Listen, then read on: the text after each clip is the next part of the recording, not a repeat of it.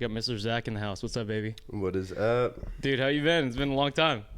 I've been up, I've been down, but it is going. We are here. What do you call it? I was looking through your Instagram like a few weeks ago, and you have these like crazy. Are they all photoshopped, like those selfies that are like? Yeah. So as a kid, I grew up drawing and painting. That was kind A of little bit of a background. So if you follow like Zach on his Instagram, he has these like very wild. I didn't know if they were edited at first, but they were very like. They are edited, correct? Like very cool edited like selfies of. I don't know how to explain it. Like, they very, very lightly edited. There's suggestion of extra in spaces. So Sure. the idea is, as a kid, I drew and painted a lot, and I love doing self portraits. Yeah. And in this world of selfies, I was trying to find some way for me to get back on social media. The fitness industry, I think, kind of just ran me into the ground with it a little bit. Yeah. But I found mostly through Facetune, and then like a little bit of like Photoshop, just very small adjustments, like lengthening the tongue just a little bit, pull my, like canines down just a little bit, or like remove the whites from my eyes in that one. The most recent picture, actually, all I did was fluff my hair up a little bit more, so it elongated your head. Well, it didn't elongate my head, but it filled the space a little bit better and gave it more depth. Yeah. Why do you think you drew a ton of self-portraits growing up? Like, why did you think you liked it? I think that's actually a really good question. I think there was something fascinating about the consistency of drawing the same thing over and over again. Another thing that I have always loved is skulls, and it's like the shape of the head. And I think there's a beauty in anatomy in the way we move that I've found as a personal trainer. I think there's also a beauty when you look deeper at, the bones. Yeah. And then look at the skull and the shape, but also the way the light hits and shadows create depth within a skull. Like just the skull itself. Yeah, just the skull itself has always been really fascinating to me as well. But I don't know that was anything, to put it this way, I can't think of any particular reason that I enjoyed drawing my face. It was just specifically yours. Well, a self-portrait would be my own face. So did you draw anyone else really? Yeah, I have drawings of like a guy from Halo, or Will Smith. I have a portrait in my room, I think, which is funny nowadays. Will Smith, man.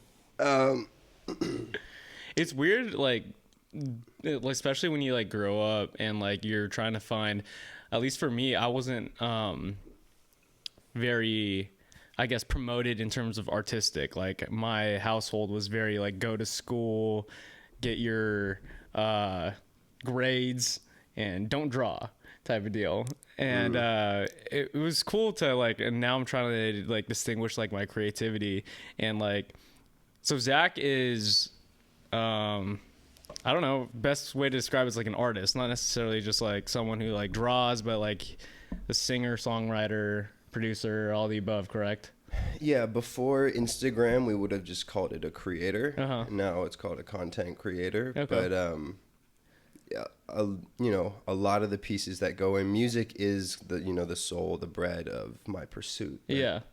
Did it start? Where did it start from? Because like obviously you've been creative since you were very young. Right. I started drawing, and then I started taking piano lessons probably around the same time, maybe when I was about 3.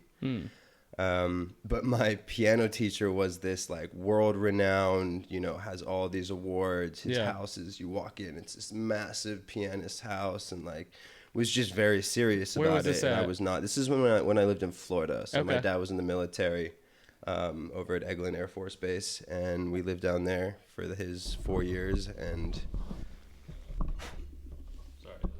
oh, good. Go ahead. And he. So we started that, and that was difficult for me because discipline was never something that came easy to me as a child. Military is like the definition of discipline. I'm still trying to figure out when we get out of being a child. So Yeah, that's so weird. Like I always feel like I'm a kid still, but then there's so many like you have to pay bills now. Once you turn 26, you have to get your own like insurance. You're like, what's going on? It's like I just turned 26 and happy late birthday. Yeah, and but now am insuranceless, so it feels a little exposing, Yeah. maybe, but How was it growing in a military household? you know what?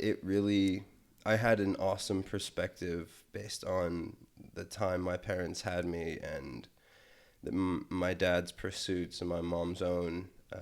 So I remember him as a resident, going into the military, following, leaving medical school. Okay. Going into So the your dad's a military. doctor? Yes, he's Okay. an ER doc. And then, so he went into the military to pay for medical school, and then as he came out, we spent a year in Arizona. Okay. At the base out there? No, actually. So that was him leaving the military and my mom and him saying, okay, we need a moment to say, what do we want?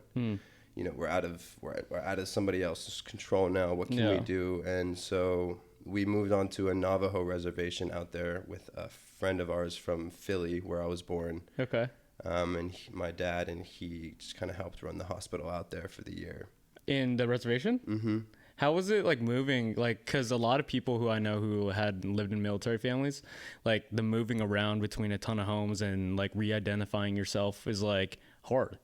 It was hard, but the difficulties that would normally face just came later. So we were actually homeschooled. I was homeschooled until 5th grade. How was that? It was honestly, like, I would not do it any other way. Really? What's the day-to-day for that? Because like for me, I went to a private school, so that's totally different than like being homeschooled. Like I'd wake up, my mom put like my uniform on my bed, I'd eat my breakfast every single day, go to school, do that thing there, have recess, come back. What was your day-to-day for being homeschooled? Well, so when we were in Florida, we actually had a co-op.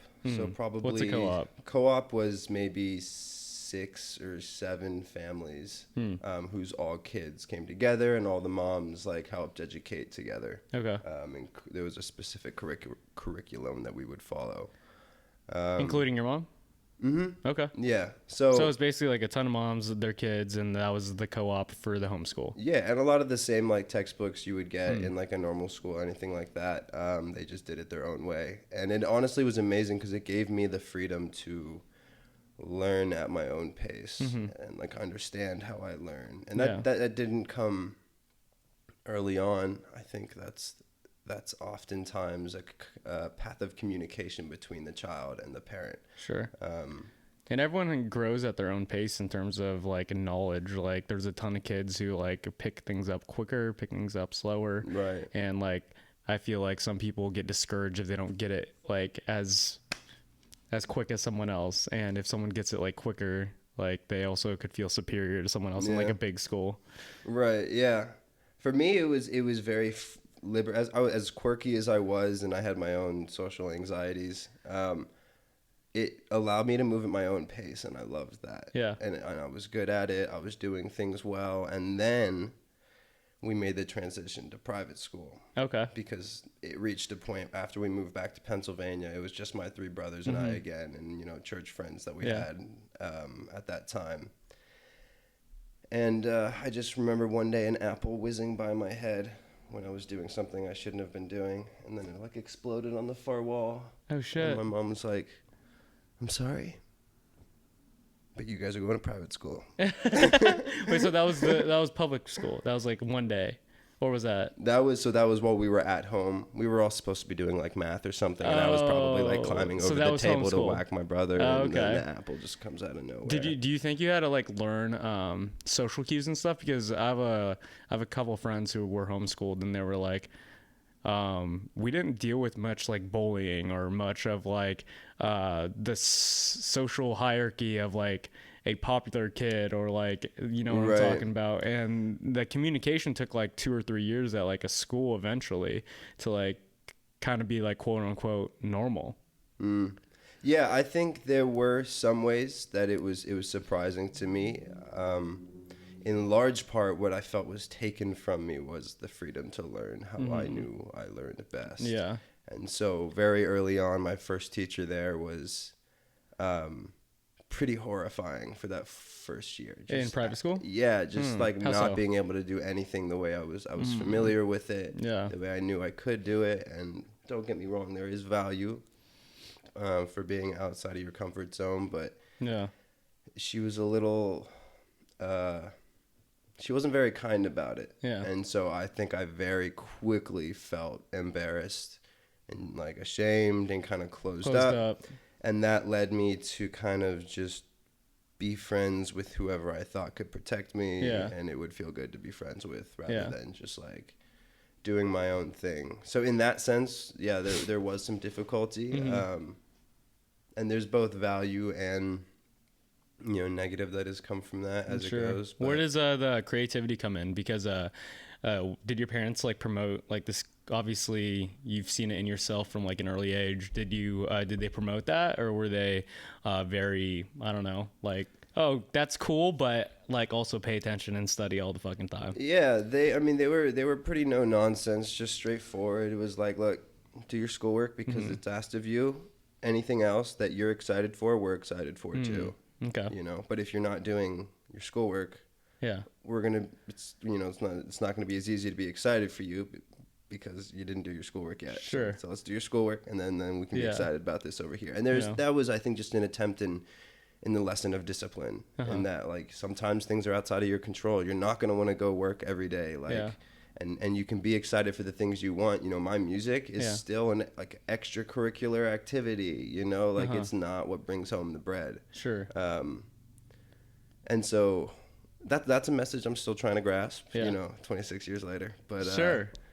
What do you call it? With the piano, was it classical piano that you learned? It was, I mean, you could call it that. It was the Suzuki classical piano books that we started with. Okay. And then so that teacher fired me because I was not he's very big on sight reading. Sure. And I was like, dude, I can figure this out without looking at it. Okay. You know. Can you still play like, by read ear music and stuff? is what you call it. I can very lightly, but like not well enough to play along. Yeah. Which is a regret of mine for sure. Yeah. It's weird because my sister's a classically trained pianist. You give her a sheet of music, you give her like 1 minute, and she could play it. Right. And especially people in LA, it's weird that you could just hear something. There's a lot of artists out here in LA who just hear something or like recognize patterns, and then all of a sudden they're playing it. Like, where do you think that comes from? Because like I know how to play guitar and I know how to play piano, but like I just know how to read chords, and I just barely know how to read notes, and I don't have that like listening ability. So can you like walk me through like what that's like or how that process happens? Playing by ear.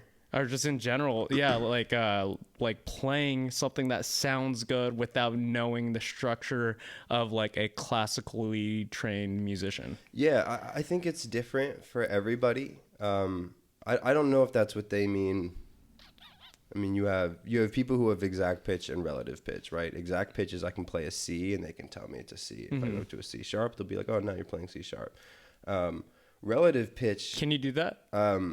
I cannot but I've over the past couple months kind of started training myself to do that, just because that would be a sick, you know. It's a sick skill. Sick trick. Do you think it's a skill, or do you think people are really like born with it? I think, you know, someone like Charlie Puth. I think it's a mixture of I respect him as an artist. I like a lot of his music. I got tired of his voice after a little bit, but I love the way he produces, and I love that he's producing a lot more nowadays. A lot more. Singing. I see he posts his processes on Instagram a lot. Yeah. And that light switch one was kind of funny. Yeah. Yeah. But he's kind of killing the game. Like that's kind of like how to do things nowadays for artists to just produce. If you can produce more than you actually write, produce and write for yourself. Also, like show the process too. It's kind of weird. Like, what do you think about like? There's so many. For example, there's TikToks or Instagram reels about like bartending, about like music, about like how car runs, like everything that you have some interest in, you could find now, versus like, I don't know, maybe like 15, 20 years ago, that was a secret. Like no one wanted to know how I produce my music. No one wanted to know, like, for example, like how I make this drink. Now I'll show it and everyone will know how to make it. But back then it's like, no, this is my secret. I'm going to make it for this one person at my bar or something like that. Well, and that's the thing. There are no more secrets now. Yeah. It's like you have to tell everybody you know the most. Yeah. And tell everybody as much as you possibly can every day. Yeah. In order to get the same respect. Like before. What do you think? Yeah. Why do you think that transition changed? Why do you think society likes? I mean, the internet. It's just an over access to information, and then a following desire to have that, access to that, continued access to that. And TikTok, absolutely. It's distracting, social man. Media. Social media in general, dude. I looked at my phone time and started tracking it, and it's like 6-7 hours, and I thought that was a lot. And then I have like dancer friends, my girlfriend's a dancer, and this is 10 hours, bro. And I was like, that's more time on your phone than you are like awake. Oh man, that's a lot of time. Yeah. I have those days, but I go back and forth with it, because a lot of times scrolling through TikToks, it's for ideas. Yeah. I'm still trying to like rev myself up to like do something on TikTok, but I can't seem to like. That's another discipline thing. Get myself to want to do it. Social media is a fucking job now. I have this friend who works with me at the bar that I work at. She's a plus size model, and she does so many like reels and photos a day. And she was like, "Yeah, I have my to-do list. I have to hit like 2 reels, like 2 TikToks every single day." She's putting in like 7 hours, like just filming like a 15-second video. And I was like, what's the world come to? Because like, we kind of understand it, but we kind of don't understand it. But then like people who are 10, 15, 20 years older than us, they're looking at this generation like, what the fuck are they doing?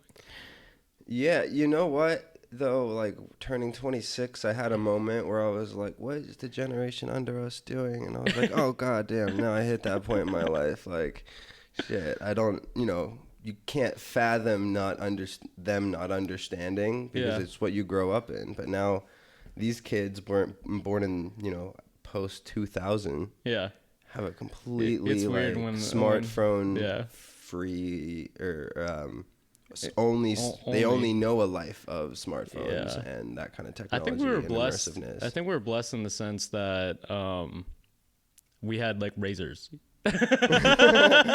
God bless us for razors and chocolate LGs. Yeah, because like we had just a little bit of experience of just a phone that just like sent messages and called, and then we had that transition. We saw like Apple change the game in terms of like iTouch. They knew exactly what they were doing, getting their phones into younger hands. Yeah, it's crazy. My nephews in Fresno, they're on iPad all day, and they're like 8 years old. I feel, but they're so smart. But they're so smart. Hey, well, as long as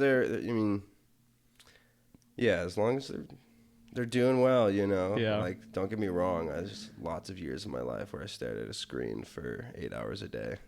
Oh yeah. Destiny. Do you ever play Destiny? No. That game? Oh. No. I haven't played video games until like since like second grade really. I just got a Switch. I play Mario Kart once in a while. That's all you really need. Aren't you like ranked, or is that Kev? That's Kev. Yeah. He was like, play with me. You need to have more fun in your life. That's not fun. What does creativity do for you, dude? Because I feel like, I guess for me, it allows me to express a part of me that's been like closed off for a very long time, but it's been open for you for a very long time. And I guess, what does it do for your life? And like, obviously there's different vessels of creativity that you have access to and participate in. But what does it do for you, and which ones like give you the most pleasure? Yeah, that the answer to that kind of does depend on what form of creativity, if you will. Painting, well, let's say music for a very long time was just for me. You know, my mom and dad always saying, you know, sing us a song or like whatever, and I would, but like I never felt like I needed to share it. I just wanted it for myself. And Yourself so, in what way? What did it do for you? I think I was so maybe not stressed as the right word, but stressed as a kid from trying to figure out how to fit in the world around me. What age is this around that? What time? Like what age range? This would be around 7th or 8th grade. 7th or 8th grade, yeah.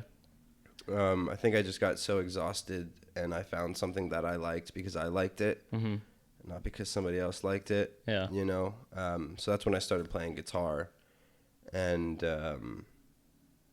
yeah, it was just the first thing I had that was like just mine, just for me, not because anybody else says it's good. Which, you know, living most of my life just kind of reading people and like fitting into their shape really quick was a huge release. And even in New York, my second year in New York, when I started writing music for the first time, my own music. When was that? That was, let's see, it's 2022, so 2018, 20... So that was before LA. So you were out there before you came out here. Yeah, so I was out there for a little over 3-ish years, and then came here right at the start of the pandemic, following a relationship. But yeah, even as I started writing my own music before I was producing, it was still just for me. It was just, and I would spend 10 hours a day doing it. You know, I had 2 clients, worked 10 hours a week, and just would spend every other get up and like in my boxers, like first thing, just roll onto my desk and start producing, you know, writing vocal arrangements. What was so romantic about that? Because you weren't making any money doing it. It was for you, but like obviously you had some motivation to do it. There was. Yeah, I grew up in a non-denominational church home. Okay. My parents planted a church, and what they've created is very beautiful. My beliefs don't necessarily align with that at this point in my life. They have a church? Your parents have a church? Yeah. Okay. They're not quite so much a part of it anymore, but it's still a really amazing establishment. And what's it called? It's called Liberty. And where's it at? It's in Pennsylvania. Okay. There's one in Philly, one in Harrisburg. They have there's a few. A bunch of them. Okay, yeah, Liberty. So it's just one branch. Nice. But although my beliefs, you know, are not in line with that, I'd probably say more agnostic than anything. There's moments of worship, and I love the word worship, not in the sense of worshiping something, but like summer camps and even just every now and then at church when they're playing the music. And I just remember looking around and seeing people totally overcome through the music, whatever they're putting their attention on, you know, totally in that. And, you know, at times, as I was trying to figure it out, feeling that way myself. And then I remember going to a music festival and seeing the exact same thing. But like different. Same thing, but different. Like this music is taking over someone. It's taking over someone. Like the mood is changing. It's the mood of the music becomes like the mood of the people. Right. But what was so odd, and that was kind of when it clicked for me. Like you know, the summer camps there had like an awesome band, great music. You know, and I remember even at times like crying to the music and like not knowing why. And then again, I went to a music festival and like saw, I think The Weeknd and Chance the Rapper were there. And then I was obsessed with Coloring Book for the longest time. Who's Medusa and like some of those more electronic. And that was your first music festival? And I just remember like crying to this music, just because the music, it's in itself as a form of worship. It's the one time I'm excited to be alive. It's the only time.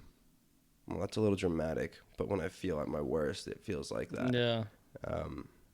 But there's this idea of like you can use sound put your head anywhere, be anywhere, feel any way. Is that the epiphany that you had when you were like, you decided to share it with people? When I decided to share it with people, that's no, I don't know that they're specifically linked. Just having released it a couple days ago, I was kind of just waiting. People were saying, put it out, release your music, Oh, is that your first release? That's my first release. Okay. Zach just put out a song called Golden. It's really good. You guys should go fucking check it out. Check it out. Golden Zach White. But I've written 100 songs probably before that. And I was just waiting for the right moment. And then one day it was just done. And congratulations, dude. I didn't know that. Thank you. Because to be honest, there's a lot of artists out there, songwriters, musicians, people who make producers who I know some personally that have so many beats, so many songs in a notebook or on their computer, and no one else in the world has like ever heard it or will ever experience what they created. They're robbing the world of that. At the same time, you guys are going to be grateful that I did not release some of those songs. Yeah, the beauty about, like, I guess, releasing something, because, like, I started this podcast probably 2 years ago now, and the beauty about it, I believe, in terms of, like, back to a songwriter or an artist in that aspect, everyone changes. So, like, you're not the same person who you were last year. Right. You're not the same person you were 3 years ago. Thank God. And let alone you're not the same person you were fucking yesterday. Like, something has changed in your life. And they kind of document, like, I'll look back at the first few podcasts. I was like, yo, that's where I was in my life. And that's what my, like, processes were. I don't know if you look back at a song and you're like, wow, like, that's the headspace I was. I don't know if I was, like, depressed, super fucking happy, or, like, whatever. It's like looking through a journal. If you were to write every day. Yeah. And for a long time, I did write every single day. Sure, same. 2 years, I tore my shoulder. I was prepping to compete in Olympic lifting, and I tore my shoulder. I walked back in the back room. I remember hitting my head on the wall, calling my dad, crying for 5 minutes, and then being like, all right, what's next? Yeah. And then it was music. And it just...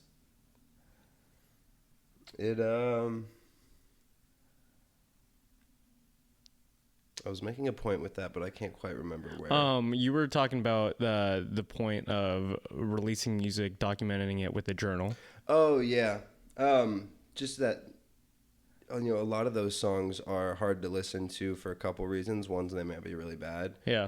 Or two, they're very specific and very painful, and they're very poignant within what the pain was. Yeah.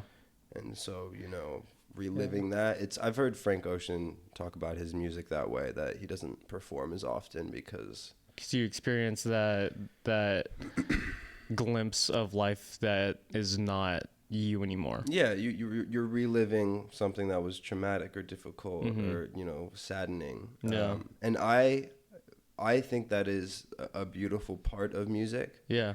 But I'll be honest, the last few years of my life have placed a lot of fear in that place. Just as I've, dealt with more and more difficult things that I've never had to go through before. I feel like the beauty about that, though, the reverse side, is someone else could be experiencing exactly what you're experiencing in those songs, and that's their, like, outlet. That's their worship, like you said, and maybe you're robbing them of that. Well, and yeah, that's the huge piece. We're talking about, okay, I have 300 monthly listeners right now. Yeah.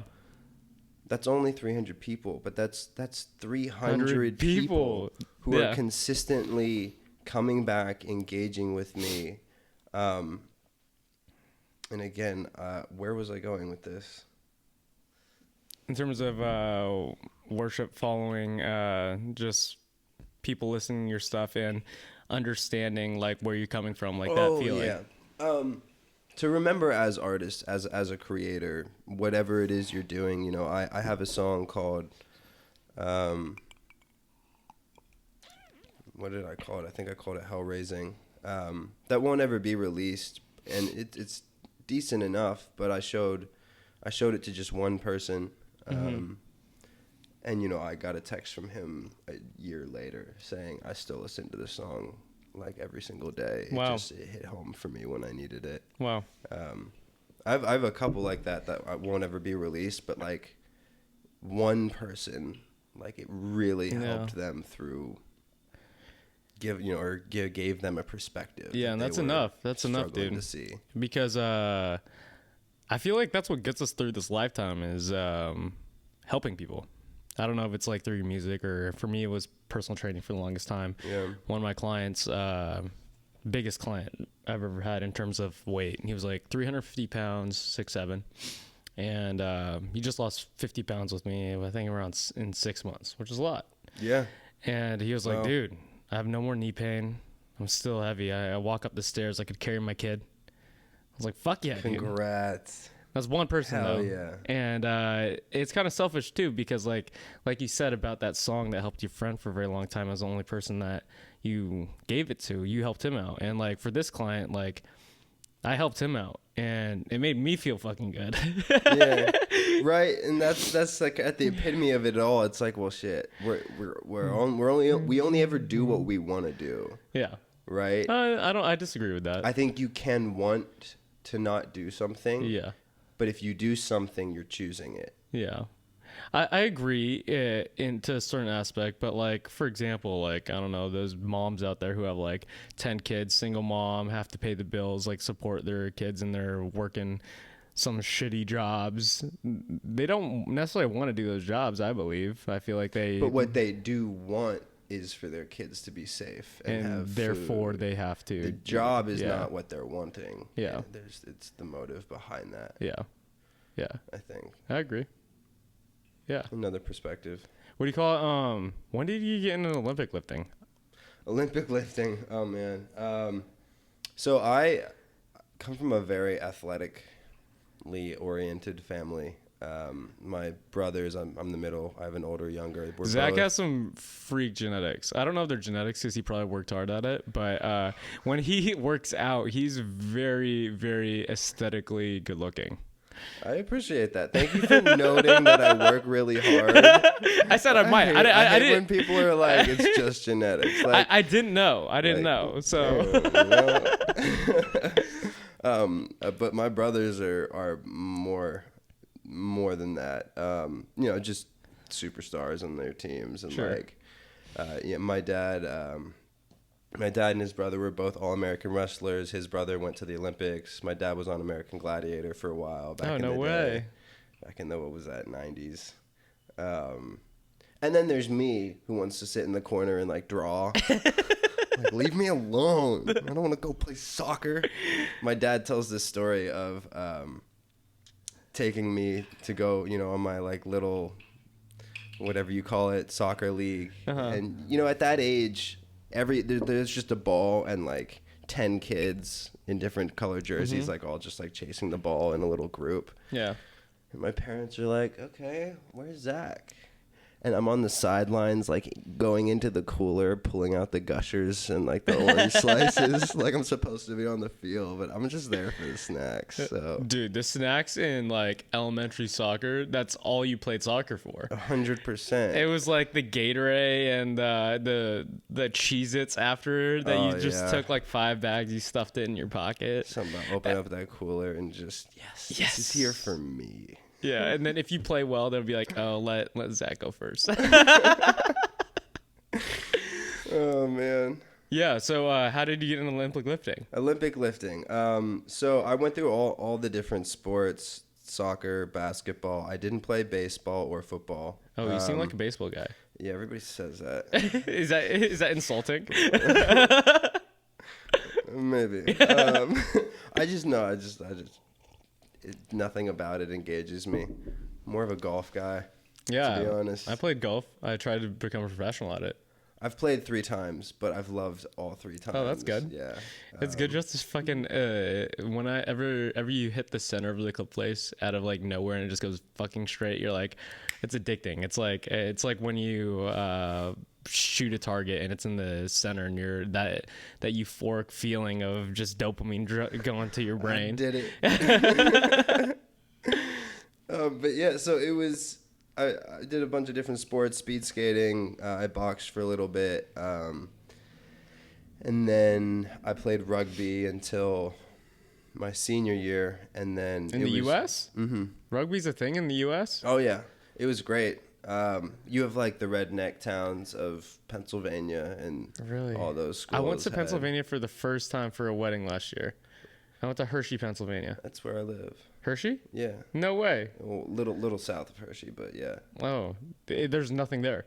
not in Hershey, no, because you're so close to Lancaster, yeah. which is like the Amish territory, and that's where you'll start seeing like horses and I buggies. do remember. You hit me up on Instagram. You're like, hey, that's my hood over there. Tell them I said what's up. Dap up the horse for me. So you're playing rugby. Yeah, so playing rugby and just not, my dad was really trying to help me find.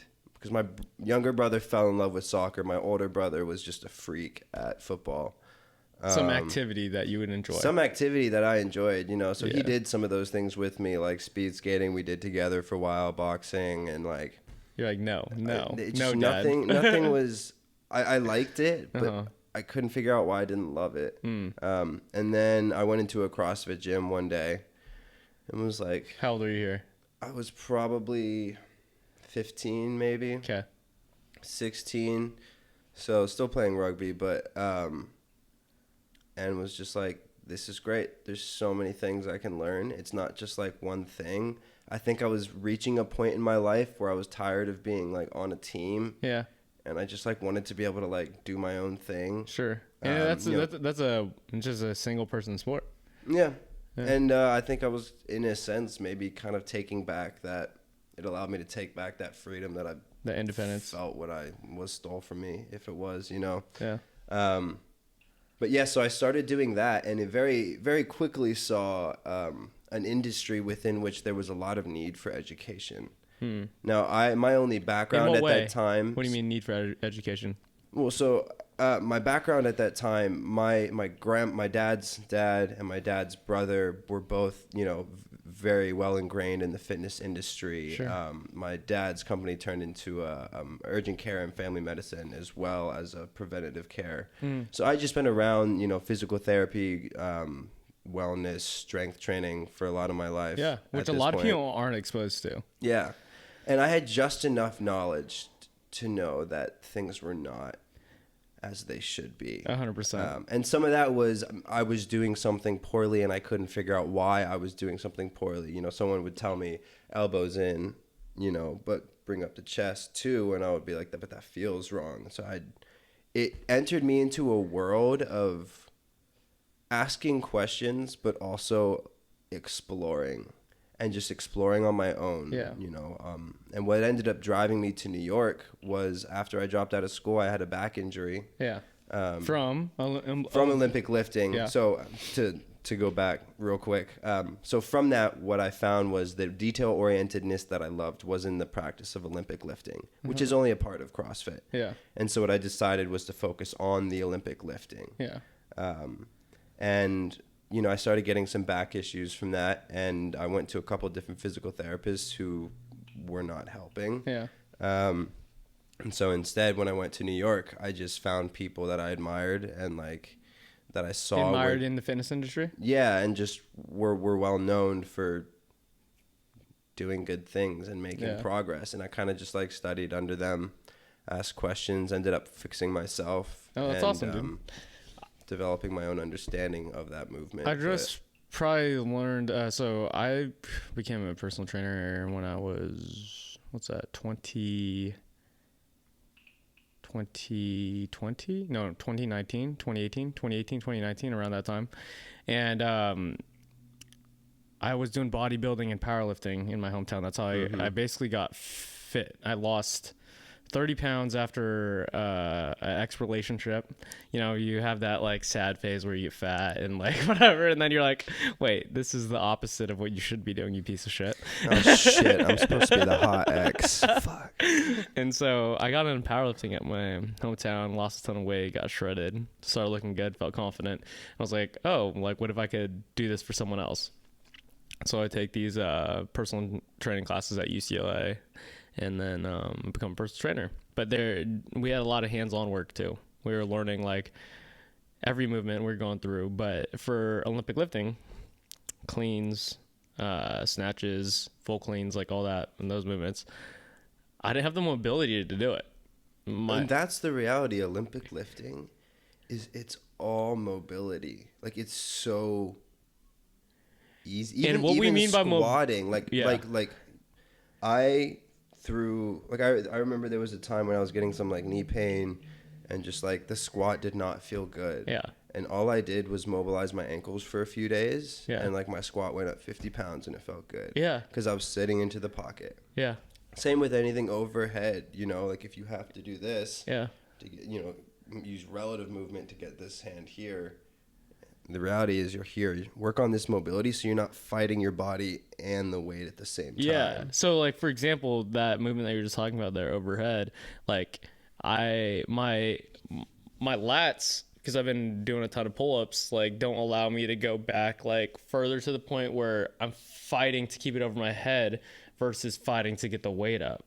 Same thing with like I've been trying to work on handstands for a long ass time, right? Mm-hmm. And I could do a headstand and a forearm stand very well because it doesn't matter about your shoulders really.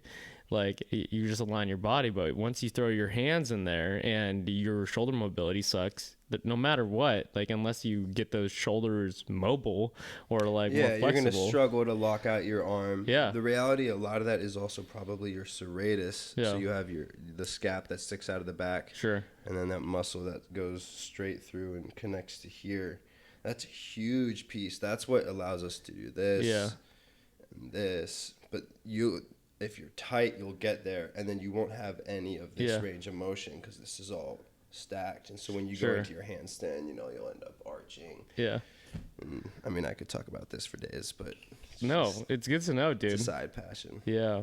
What do you call it? Me and you have one thing I think I know for a fact in common. What's that? We both taught ourselves how to do a backflip. I'm not as good as you, but true-ish.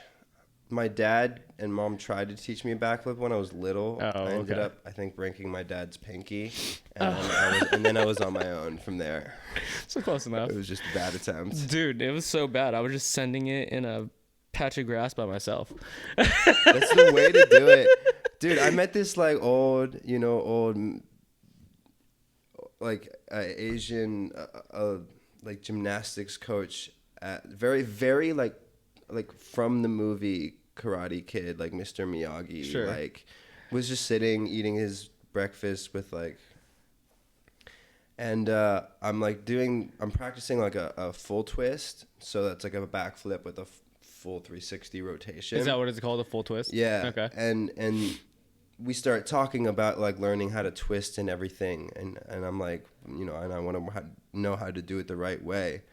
And he's like, honestly, looking at you, here's what I would say: do this the wrong way 500 times, and then come back to me, and we'll talk about doing it the right way. But like, there's something to be said for that. Go in grass field and just send it 100 times. You know, it's the like 99 ways to not make a light bulb. The 50th time, I leaned on my head and I'm like, oh fuck. Yeah, there's a point where you forget to jump up and you kind of just start falling back. Yes, I'm at that point. Because I think I got 10 in a row, and then I got this, and then I was trying to show off at like the park or something, and I just leaned on my head. I'm like, it's the first time you try to show it off always fails. So you're in line. You're in line with everybody else. I'm in line, all right. What did you do to like start getting it? Like when did you, like what was your process? Because honestly, a backflip's a flex, like anywhere. Once you get it, it's pretty. I mean, it's like anything else, like an Olympic lift or like. Yeah. You're pretty tall too, so like that's awesome that you can do that. One of my best friends actually holds the world record for the tallest backflip in the world. How tall is he? He's 6'9", and can do a standing backflip. You're lying. No, it's crazy. He's also a pretty solid like card musician. I don't know. He has hundreds of subscribers, thousands of subscribers. That's crazy with big hands too. Like that's tough. Yeah, he's the man. But my process was, let's see. Towards the end of my time, like in college, I like did a couple backflips and like was like, all right, I feel like I can do this. And then you go enough time, and you're like, oh shit, I don't know if I can do this. Yeah. And so I got myself to do it again. It was that for a couple years, and then in New York, I kind of started practicing consistently out at the park. Yeah. And then the pandemic hit, and I went and spent a month in Florida, kind of just in the wilderness, riding horses. And I would just wake up every morning, go out to this patch of grass, and like practice. Okay, a backflip. Okay, what else can I try? Okay, a front flip. Okay, can I do a round off? A round off into a back tuck. Okay, what if I try adding a twist? Oh, so you would do like full gymnastic shit? Well, it was just, okay, I did that. What can I do next? Yeah. And I would just do it over and over and over. And sometimes I would not land it over and over and over again for days, But it was just, I don't know. There was something very meditative about it for me. I love, like movement is something that I have a deep love for. What does movement do for you? I think I have so much going on in my head that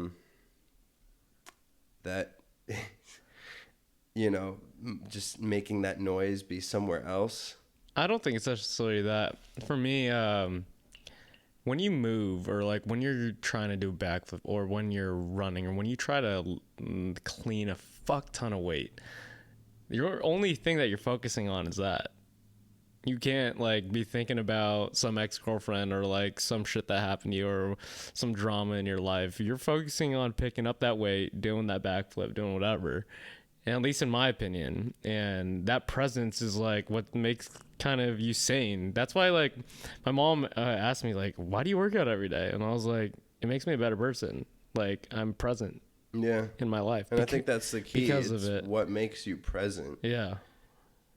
Brings value to your life. Yeah, because if we're having this conversation right now and your head is in like 1,000 different places that's not here, this isn't going to be a very good conversation. Right. And like maybe because I worked out this morning, I went for a run, like I could do the same thing for you and like talk okay. I mean, that's an exaggeration, but like that's real. Yeah. What do you call it? Why did you move out to LA? It was a mixture of things. At the time, I had just gotten out of a relationship and was living with this girl for 2 years. For a brief time, went back to Pennsylvania and then Florida for a month and then Arizona for a month. And then It seems like your circle. I went to just sleep on my friend Marshall's couch, who's a friend from college. Okay. And where did you go to college before you dropped out? I was in English and Psych Double. No, where? Where? Liberty University in Lynchburg, Virginia. Does this have to do with your church called Liberty? You know it, you know it. It does not. Different okay. Unrelated. Totally unrelated. Unrelated. Yeah. I think it was a confusing time for me as far as like figuring out what I believed. And so I was like, you know what? Let me be in pursuit of something. Believed in what? What do you mean? And make sure, I guess what you would call like my faith or whatever at the time. I was like confused and I was like, this doesn't make sense. Rather than run away from something, all right, let's see if I can be in pursuit of it to understand it better. That way, if I say no, I better understand why I'm saying no. Sure. So I went, and it was pretty much what I expected. It was not where I wanted to be, and kind of just confirmed, all right, like let's take things back into my own hands, and do this my way. So I moved to New York City instead. Where I started bartending for 3 months. I had never bartended before. Hey, there we go. We have something else in common. Yeah. Did that for 3 months, and then yeah, from there, once I got to New York, it was 3 months of bartending, and then I started at Equinox. We were right on Wall Oh Street. yeah, you were personal training over there, huh? Yeah, and then I got a couple clients there. Yeah. And then, they pay to educate you and all that. Yeah. And then I just left before they made me take the Yeah. test. And then do you like Equinox as a company? I think Equinox as a company provides a lot of really amazing opportunities for trainers. Yeah, I don't know if you But I remember think Emily at there's- 45. She's a manager over there. Yeah, I think corporate, I don't believe corporate cares for The trainers. Well, I made $20 an hour. I left with my client and made Way more than 10 that. times that, Yeah. like the industry is there's so much money in it. And to know that my clients are paying $180 an hour and I'm you're getting 20 of it. Yeah. Mine wasn't that to the extent. Like when I was training at UCLA, they were charging 75 and I was getting 19. It's still. Yeah. It's ridiculous. And there was a time where I was like, you know what? Like everything I know up until this point, at this point I had coached an Olympic lifting team. I had clients that I had helped in the past. And I think at this point I was like, you know what? Since I've done this on my own, let me sit down and watch how other people do it. Let me let myself be guided and learn what I can learn. But there did just reach a point where it was like, all right, it's time. I'm going to jump out of this. And then Seems like the same thing that you did with your faith. You just dove into it, and then you were like... Well, the key is to say no with a better understanding, not to run away out of fear. I love that. I love that a lot because I guess I had around when I was 19 to 21 probably, that whole faith journey that you're talking about. Kind of like, that was mine. And I was like, I went... Like one day I was at UCLA in class and I just drove home because the night before I got really high and I was like, what happens after you die? And like, what's going on? What's the purpose of my life? All that shit. I drove home. I sat next to my uncle. I'm like, why the fuck am I thinking about this? Like, is it always happiness and rainbows like in the sky and heaven right after you die and all that stuff? I don't know. That was very close hitting because that experience, like, I've dealt with like pretty hard for like 3 years from like 19 to 21. And a lot of people don't experience it their entire life because they accept a faith that was given to them or ingrained in them at an early age. And that is correct. That's 100%. That is fact. Yeah. And that's what was honestly difficult about, being at a school like Liberty, where I met all of my closest friends are still the 7 people.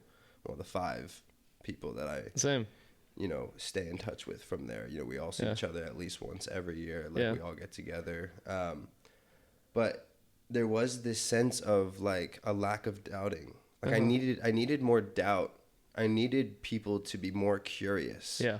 There was no curiosity around me. There was, this is at which at Liberty. At Liberty, okay. And in the church in general, I think just had a strange trend, between 2010 and 2020. I think it's something that's always been going on. Maybe those are just the years that I noticed it. But just of what felt like hypocrisy. Mm-hmm. I'm not the first person to say that about the church. Yeah. And at that point, my goal was, never fully deny anything. Always be in pursuit of truth and always be willing to be told you're wrong. Yeah. And if you can follow those 3 things, so never fully denying anything doesn't mean I say, fuck you guys. It means I'm open-minded. I'll listen to you. It means if I don't agree with you, I'm going to do my best to understand your perspective and make sense of why this makes sense to you, because we are, as people, only the products of our past. Sure. We're only trying our best. And, this is going to be a very dramatic example, but if you're in you have an abusive relationship, and the boyfriend is beating the girlfriend, that unfortunately is just his best. Yeah. It's pretty horrific. But that's just his best. But as we grow up, we're trying desperately as children to piece ourselves together, to figure out how to handle our emotions, what to do with our emotions, what's best. Do you shove it down, ignore it? Do you bring it up? Like, does it explode out? Yeah. It's always weird too, because like you see people's reactions, or like especially when you're driving in LA, like someone cuts you off, and they're like cussing and flipping you off, and you're just kind of like just chilling. Or at least for me, I'm just like, hey, have a good day, dude. But then someone cuts you off, they're like honking, they're like trying to cut you off again. I'm like, what caused this human being to do that?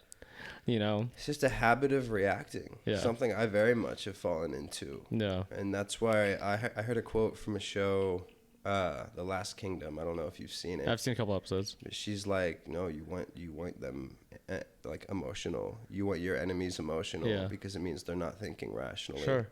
And I took that as like, oh damn, I need to stop being so emotional. Yeah. Not feel my emotions. Yeah. But they need to be placed in the right place. Yeah. They need to have the right impact and not be so life or death. Sure, not so like 0 to 100 or like black or white. Exactly. It could be some gray in there. Yeah. You know. Yeah, but that was cool with the whole like figuring out your faith shit, because I feel like people who don't believe in anything are stuck in like this lost path, or at least I was, where like you just don't want to do anything. Mm-hmm. Like, what's your purpose?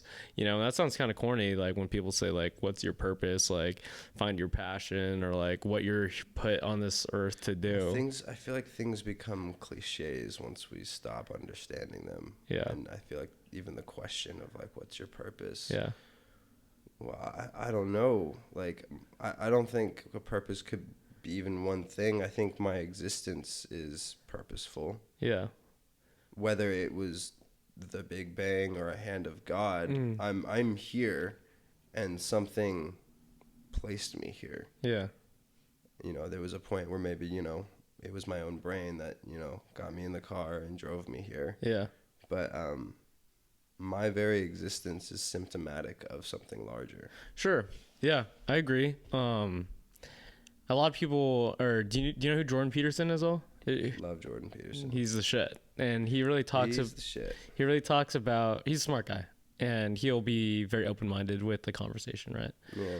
And he really said there's like 2 things that you could decide in your life. It's like, one, your life doesn't really matter at all. You're just one speck out of this entire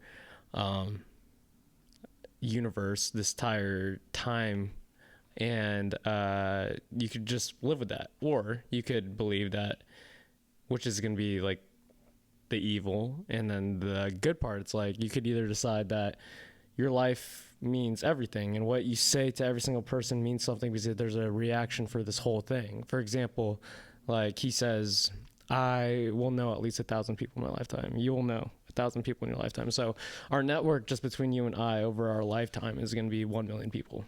All right. You expand that to 2 people. That's 1 billion people, right? 1,000 times 1,000, or 1 million. And then again, 1 billion within three people for network. So what you say to me right now in this conversation that we're having on this podcast in my house right now has a way more of an effect than you think. And that goes back to like your music and everything like that, you know? Yeah. And that's the purpose that I guess, like, from reading him a lot, that I've chose to believe, that you're trying to like have this existence for a good, for the good, you know, like capital G good. Yeah. Yeah.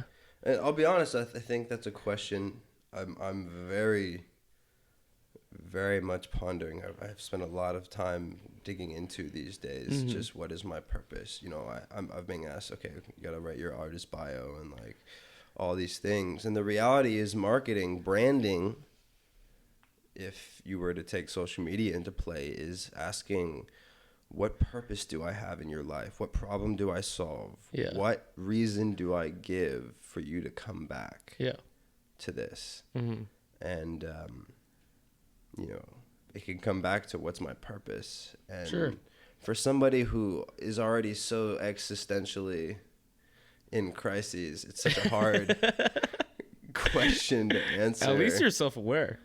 You know, yeah, you know, but self-awareness is only as good as you can act on it. Sure. And so through ruminating, you can become so self-aware of everything that's wrong. Yeah.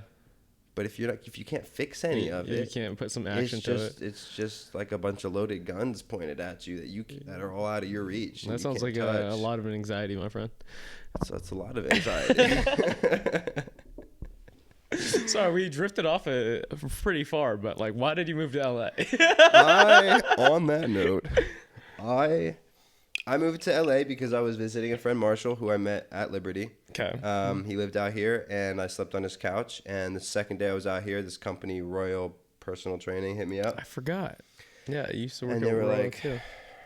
"You want to come in for like an interview?" And I was like, "Sure." And I And didn't. you tell them weren't I was living here visiting. yet? No, Okay. I had just flown in. I How'd went they hit in, you up? just Instagram. Okay. I had like a lot of good names tied to my Instagram at the time. Sure. All the content was like fitness and like. Got it. And so I went in. I love interviews, like pitches, interviews. They're my favorite thing in the world, dude. I mean, you just talk, you just boost yourself up. Well, honestly, it's mostly It's just the- asking. I just am always eager to learn about them. And so for Yeah. me, it's understanding them. And once I understand them, I can know what it is they're looking for. And the Yeah. reality is they're bringing me in there because they want me to make their business better. I mean, you're solving a problem. But first and Yeah. foremost, I need to find a way that they feel I make them better. Sure.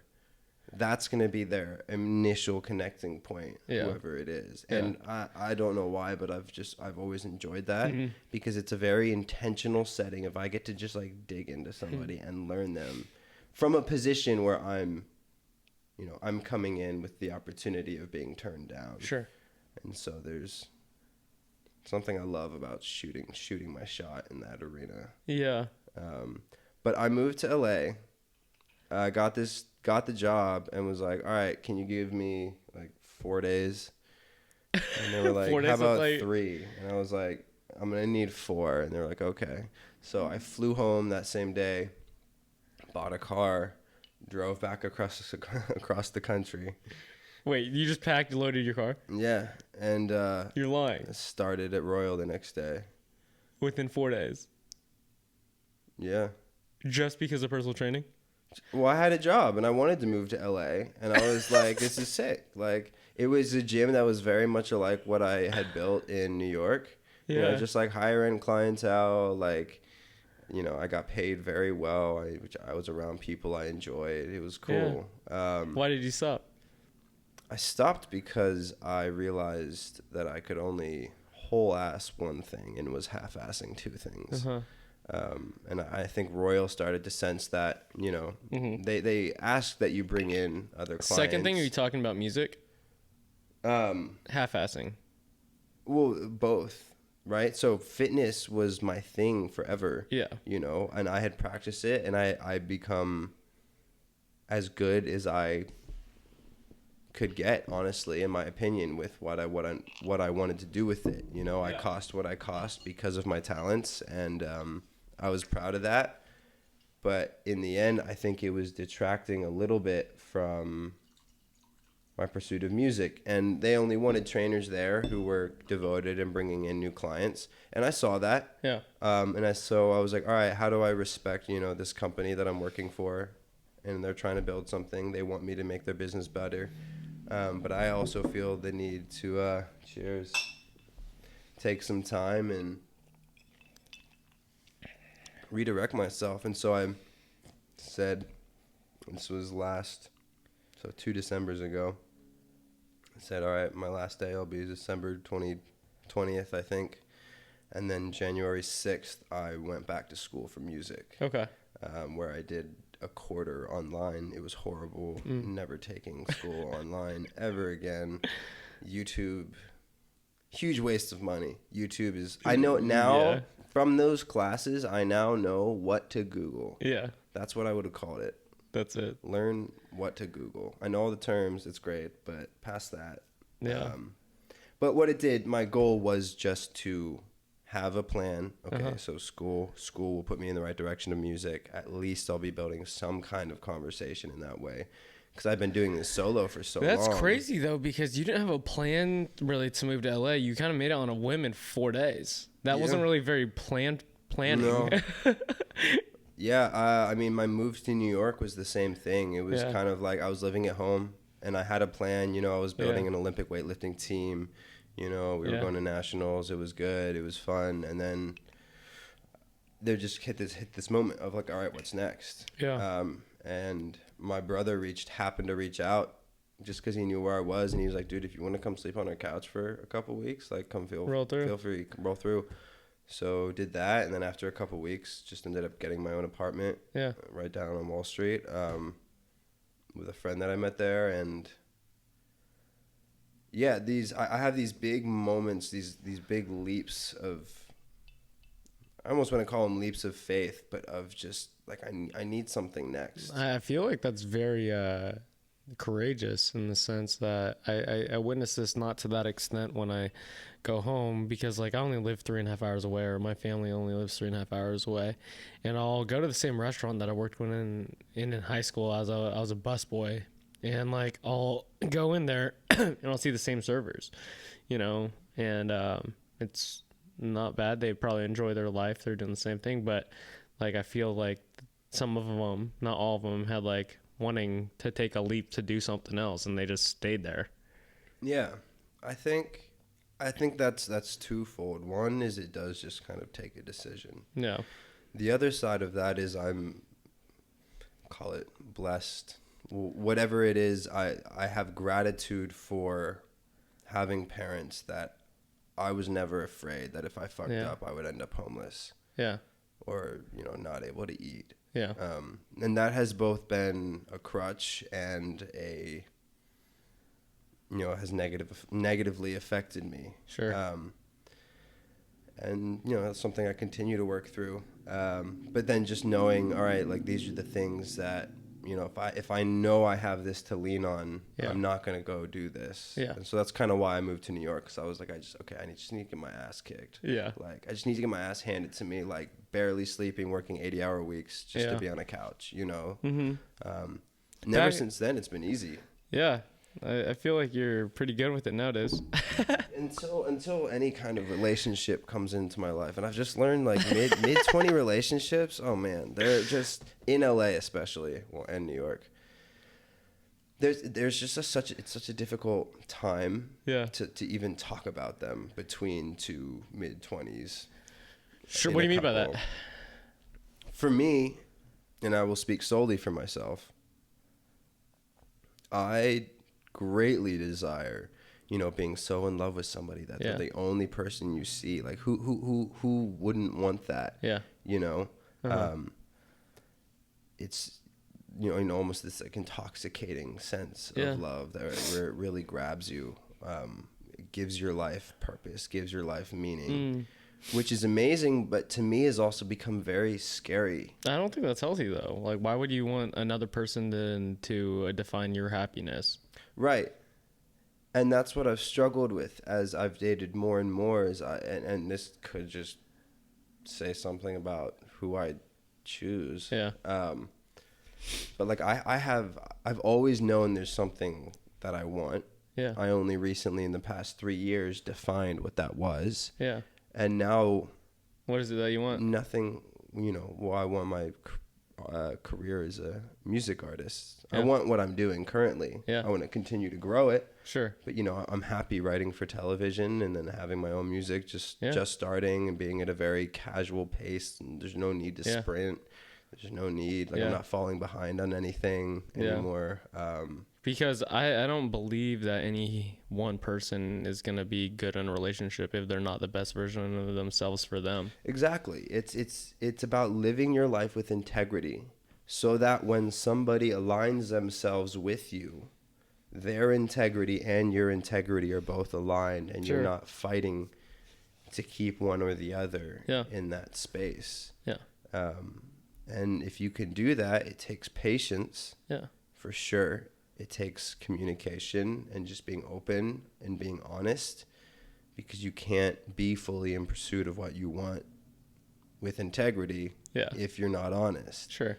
You know, and I mean, when it comes to relationships, it always feels like it shouldn't be, but it's so much more complicated. Yeah, you know, because you want to protect people's feelings. Yeah. You want to like not hurt them. Yeah. You want you stop thinking of yourself to save them. Sure. And then afterwards, you're like, well, now I'm fucked. Like, what do I do? Yeah.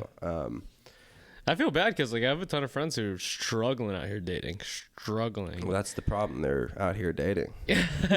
We're not all you and Kiana, okay? Listen. Yo, I'm blessed, bro. This is the first relationship I've ever been in where it's like least no judging. I have a ton of girlfriends. We hang out. She has a ton of guy friends that hang out. Well, she posted a beautiful video of you two Oh, together. thanks, dude. You look great, man. Thanks, You man. look so good. I was like, that's my homie. Yes, sir. I have a question. For you were talking about how you didn't want to half-ass thing, like two things, right? Whole ass one thing. And you wanted a whole ass one thing. And how did you, because you kind of made that transition already. You quit personal training and you're whole assing music, creativity. And how or what was the factor that that transitioned you to do that? Because I feel like, especially in LA, and especially a lot of people who are good at a lot of things, they will never or don't have the courage or the willingness or the ability to make that switch. Like, what's your advice for that? And how do you decide which one it is? The courage for me came from the discipline. Okay. It was a long time before I saw that, but I realized I felt poor about myself if I didn't get up, make my bed, brush my teeth, do my hair, shower, like whatever order it is, do all the simple things to take care, do a skincare routine every now and then. Like do things to take care of yourself so you can be proud of yourself. Sure. And then treat your projects that you're in pursuit of the same way. Do everything that needs to be done for them to be taken care of. If you're just in a practice stage, practice as much as you can. Yeah. Because if you're not where you want to be yet, you'll have a whole lot of confidence in your pursuit of it. Yeah. And you'll be aware of where you are in that stage as well. You're not going to be lying to yourself, that fake it till you make it, which has its value, but in another sense, it can overload you with expectation. Yeah. Be honest about where your pursuit is. Yeah. Oh, shit, I'm not as good as I want to be. Practice. Yeah. How do you decide if it's music or fitness, though? I mean, obviously not those exact ones, but for other people. I think for me, music just, it was the thing I always fantasized about, dreamt about. Yeah. Like, I would be at a concert in the crowd and I would just be like, well, this fucking sucks. I want to be up there. Like, in the midst of loving the whole energy, but there was a day specifically where I was standing in the crowd and immediately it was just like, had this realization of like that's what I want to be. This doesn't feel right. Sure. And then went back to dancing and with all my homies and brothers and whatever. But you had that realization during that time. Yeah. How to pick between them? I mean, I think you have your jack of all trades, master of none, but what's the full saying? Something along the lines of, but like having skill in a bunch of areas is better than having none. Yeah, there's also this other one, a jack of all trades, but master of one. Yeah. I think in the end, I took fitness to the furthest point I wanted to. Yeah. I didn't want to enter into, like, the influencer world was blowing up. My following was starting to build, and I realized, like, I don't want this. If I hit 100K on my Instagram and, like, now I have to do this, like, because I have all these contracts and stuff, like, I was just like, no, it wouldn't be me. It wouldn't be real. I would be miserable. Just doing fitness. And I even though you loved it, though. Even though you loved it. Right, but what I loved about it was working one-on-one with somebody who had been to 3 doctors, 2 physical therapists. Nobody could figure it out. Yeah. And I would sit down with them and I would talk with them. And we'd kind of like talk and then move a little bit. And like I would just observe for a while. And over time, I just consistently started fixing people's problems. Yeah. And oddly enough, a lot of it came from people just need a little bit of kindness. You'd be surprised your body, like when you are shown kindness, the body relaxes. Things kind of like start going into place the right way. We're all so hunched up and like barely like breathing. Yeah. So I had a love of movement, preventative care, working with athletes, working with preventative care would be working with, like older people who just want to make sure they can walk up and downstairs, Sure. play with their grandkids. But just like a really detail oriented sense of how we move, that made it beautiful to me. And, I reached a point where I said, I don't want any more out of this. Yeah. To do that, it would just be me working as like a sponsored brand supplement, like something TikToker. Yeah.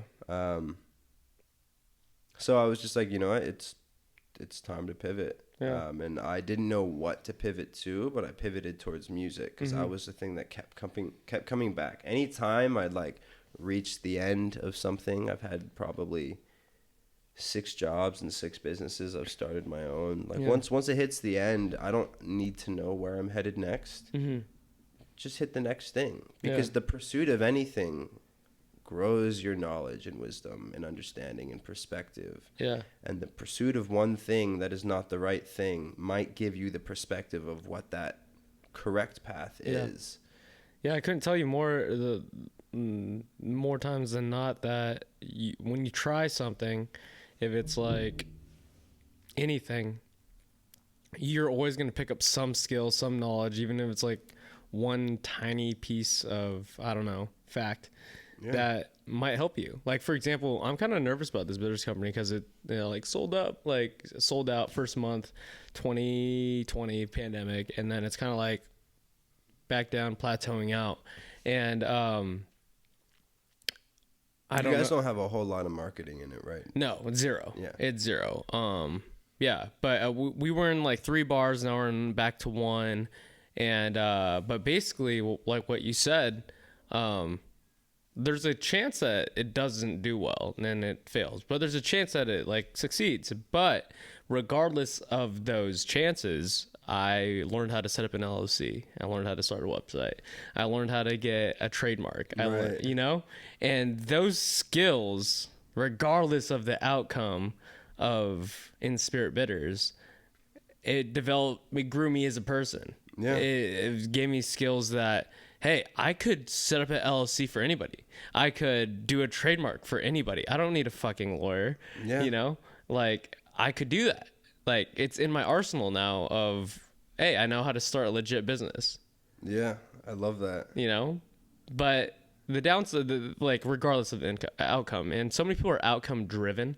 Like I'm a failure because this Etsy business that I started sold 5 pieces and I'm stuck with 300 at home. All right, go donate that shit. Like you learned how to do it, and that outcome is like, it doesn't matter. Like what you said, what's next? Exactly. Yeah. Also though, a reminder that's always out there. Someone said to me recently, like with social media, something's only dead after you stop marketing for it. Yeah. Like with music, that's the rule. A song dies once you stop spending money on it. Yeah. And unfortunately, that's why music in particular is such a... What do you mean stop spending money on it? Don't you believe that there's some songs out there that are going to be popular regardless of like how much money you spend on it? For sure. I'm speaking from the perspective of a new artist. Okay. Who doesn't have a consistent fan base, and so any outreach I have has to be manual and has to be like, hey guys, look, turn around, look at my song, like, and then you're exposed for that second of life and then you're gone away and then okay, I understand. But there's another piece of advertising and finding, just being again, it comes back to the word curious, like staying curious as to who you're impacting. Knowing advertising isn't all about getting your shit in front of people's faces. It's actually about better understanding who your audience is, how you can better serve them. What purpose could you have in their life that would make their lives better? And it's a difficult one. And I think a lot of how I grew my following, I'm something like 14K now maybe. And I grew my following largely through shirtless pictures, fitness industry. it started growing significantly when I spoke a lot on Mm. my Instagram story about what was going on in my life. Oh, really? And I got a lot of positive feedback from that. But I think at the same time, the fitness industry, there were so many people doing that and, you know, talking so much bullshit. And I just like stopped wanting to like explain myself to people. I stopped wanting to share. And I think some of that had to do with I wasn't taking care of myself. Some of my relationships had kind of dragged me back a little bit. And so, of course, why would I feel good about helping other people if I don't feel good about helping? Or if I don't feel good about myself? You know, a lot of anger you see publicly is anger about something else you're seeing projected with nowhere else to go. That whole thing, hurt people. Yeah. Yeah. What do you call it? What was I going to say? What are you most excited for in your life right now? Because you kind of went through like this crazy beginning LA phase. I always say if you can make the first 2 years of LA, you're probably going to stay here for a while. You know, that's what they said when I moved here, and at 1 year I was like, fuck it, I don't want to be here anymore. I hated my first year. I was crying, Lord. Dude, on like my first apartment building. Like I hated LA with my entire being. It was just so many people I did not want to be friends with. Sure. It was interesting. What am I excited for?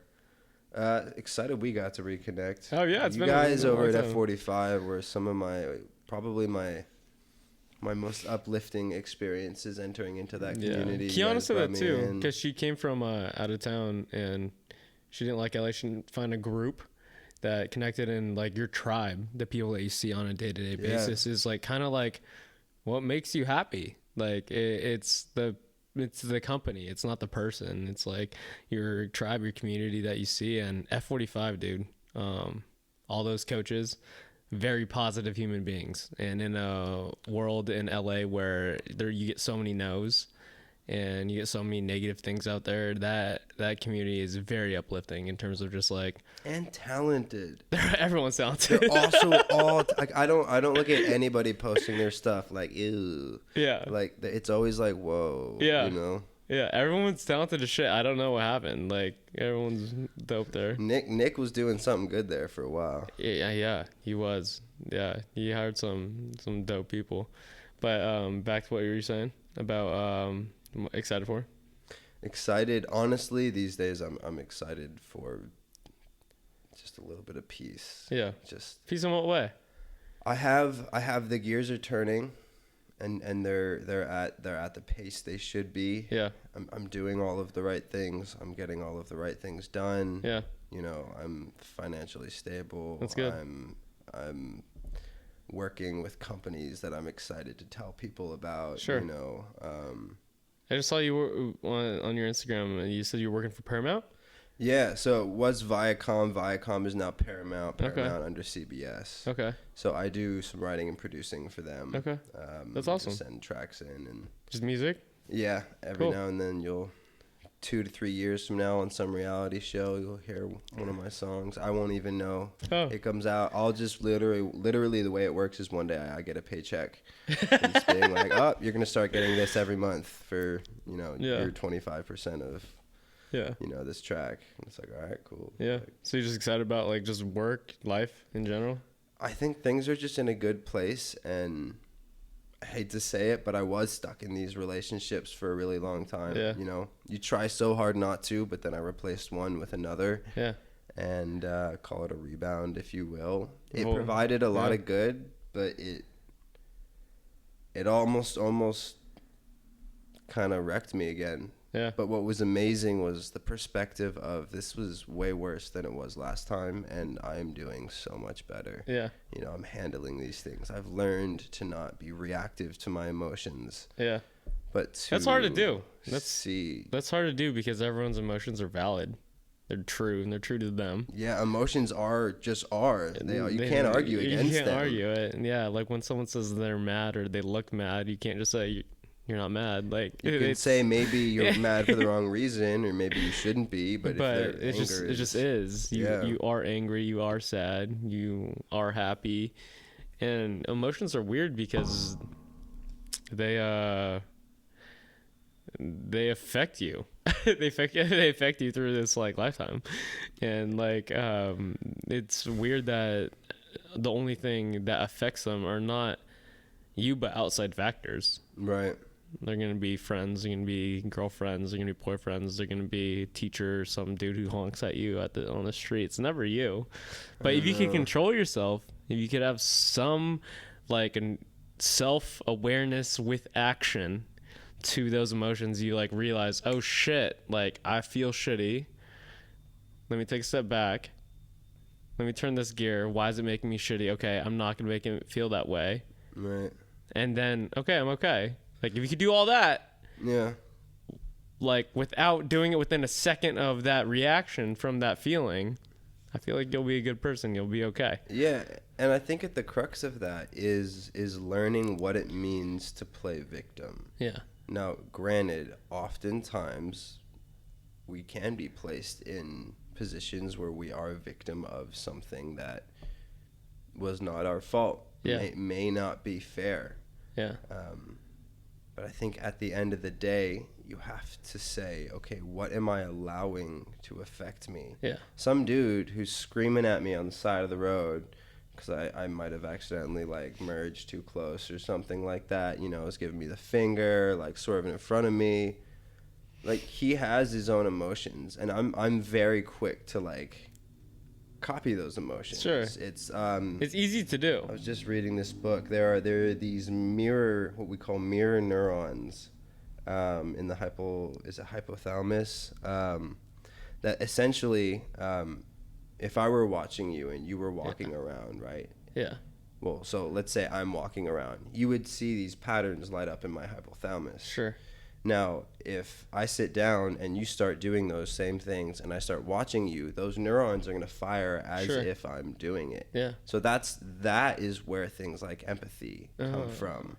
But that's where it's scary because empathy is not feeling for somebody. Empathy is an understanding of what they're feeling. Because of a perspective that you have. But so often I hear, I'm just empathetic. Like, these things make me sad. They drag me down. And the reality is that's a choice. Yeah. A life of choosing to feel everybody else's emotions. I mean, goddamn, I can only hold my own. Yeah. Let alone somebody else's. Yeah. That's why like I love all my friends. But like when friends have very, very, very shitty things going on in their life, I ask them very politely, like, hey, I'm down to listen, but I'm not trying to listen the whole 10 hours. Right. You know, give me a rundown. I'll be there for you. But, like, yo, I understand where you're coming from. I understand, like, these things, and I understand what you're feeling. I don't want to feel that way. Mm-hmm. So, tell me. I'll be there for you. Yeah. But move on. Well, that is what we call setting boundaries. You know, when boundaries are set, at first they can be a little bit shocking to some people. Yeah. But the reality is, when set well, people see them as, okay, he wants to be in a position where he is set up well to care for me and what I'm about to say. Yeah. You know, and unfortunately, 99% of the time, that's going to be on the person. To communicate. Yeah. Yeah. That's the whole back to, like, you have to be the best person for yourself to be the best person for anyone else. Yeah. Family member, significant other, whatever. Put on your own oxygen mask before your child's, right? Dude, where did I Was Born Young come from? So I was sitting in my room. Okay, so I Was Born Young is Zach's Instagram handle, by the way. Or just everything handle, so maybe. Funny. Everything handle? It's the production company, whatever. It's Born Young Production. It's turned into Born Young Productions. Okay. And genuinely, it was right before my first shift at F45. Okay. I had talked with Nick a little bit, and finally I agreed to, like, come in. And I'm, like, sitting on the toilet, and I was like, I need a new Instagram name. And I don't remember, like, the exact thought process, but I just typed in I Was Born Young. Like, this is recent. This isn't that long ago. No. It was literally last 2 years, a year ago, year and a half ago. About less than a year ago. Less than a year ago? Yeah. Yeah. And then it was just like, it worked, and I was like, oh, sick. And then I changed everything else. I Was Born Young. And I was just like, I'm really just gonna enjoy people asking me about this. Oh, Or so like that's anytime it. they Yeah. like say, what's your Instagram handle? I was born young. Yeah. People are always like, There had to be. oh, I thought you were just talking to me. I Yeah. didn't realize that was. It had to come from somewhere. I mean, as I've thought about it more, I think there are some things that I've spent a lot of time working with people minimum decade older than me. You know, Yeah. in New York, everybody Sure. I was around was a decade at least older than me. Yeah. What did you learn from that? Well, I got a lot of comments of, "Oh my God, you're so young! Yeah. Like you're a baby!" Like I get that a lot you're too. So young. I get that a lot too. Yeah, I hope to never say that ever to somebody Because ever. the way it makes you feel from the person who's experienced it as well as myself, it doesn't feel good. I lied about my age for so long. Really? 100%. I see. For me, it became a like, shit. I'm 20 and living in New York. Like, let's go. Then it was like, all right, I'm 21 living in New York, and then it was like, all right, I'm 22 living in New York. Fuck, this doesn't feel as good anymore. Yeah. Then it was like, I'm 23 living in New York. This just gets worse as it gets older. It's like, you know, I'm always looking for shortcuts, and so it felt cool to be like younger and doing more, right? Yeah. Now it's like I'm doing about what I should probably be doing by 26. You're right. So it's just not that exciting. 100%. And isn't that weird how like you feel like you're way ahead of the curve, and then 5 years later you're like, wow, I'm at the same spot kind of. Like I thought this was gonna be some exponential growth, that I was gonna be a gajillionaire with like all my successes because everyone says you're so young to be at this position. it's Do you get that feeling? sometimes I think I wish for more, but mostly in knowing what I could have done more, right? Yeah. So now it's at a Like, stage same of shit. like, all right, I did my best for the time. If I could have done better, I would have done more. Yeah. You know, that's the reality. Yeah. Everyone wants to do more though. Everyone can do more too. But there's also a value of like I'm intentionally being in pursuit of things outside of music now. Sure. Yeah. Because with music as just one thing, well, what am I supposed to write about if I'm not experiencing anything in life? Yeah. If I'm not going out, that's why like these relationships, they mess me up. But You're getting like, some sue me. I experience. love love. Like I Yeah. love loving people hard. You know, Yeah. like. But it's a scary place to be, and I'm Yeah. so aware Not of the not effect you necessarily can just have on scary, others. but also very vulnerable. Vulnerable, and all of a sudden, it's not just your feelings, but somebody else's feelings you're Yeah. taking care of. Sure. And that terrifies me because I think for a long time I've kind of just known that I'm in this stage of like nothing really is gonna matter more Yeah. than my music right now. Yeah. And that has drawn me, like, you know, I've Yeah. not taken a lot of skiing trips, not gone on some Sure. vacations, left some vacations early just to get home and like start working on something again. Yeah. Just to be like move. And honestly, I have no fucking clue what I am doing with this music. Like I have no idea. I've had some good opportunities. You know, I got a song out there. You know, we're starting like Album the cover's dope, too. ads. Huh? Album cover's dope too. Thank you. That was a mix between me and this guy who helped me. Yeah. That the face was an accidental picture. I woke up one morning and just like accidentally took a picture of my face. Oh, that's hilarious. As I was like sitting on the edge of my bed, and I just like photoshopped it. Dang. That's my profile pic. That's how you look when you wake up. I'm jealous, bro. It was back when I had long hair, so it was all tied tied behind. back. But on my Instagram now, that little like black and white head that just sits up in my profile pic, Yeah. that's that picture. Oh, that's hilarious. Oh, it's the same photo. Same photo. Oh shit. Yeah. What do you call it? What were we talking about before that? I was born young. I was born young. Okay, we got that.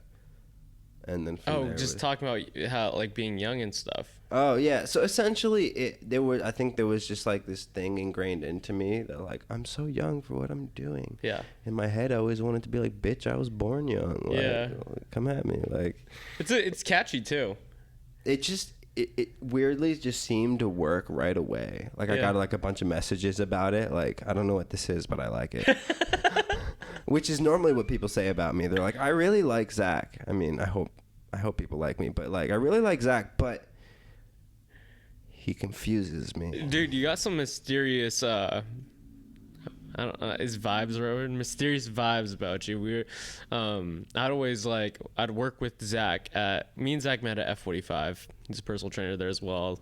If you didn't pick that up by now, but we'd like set up, and during setup is like when you really like talk to your fellow coach and just be like, shoot the shit. And I was like, there's some mysterious thing about Zach. He's like, he wants to do a ton of things like when we were working together, but you're like, yeah, I'm gonna figure it out. And then I was like, yeah, how? And you're like, I don't know, I am.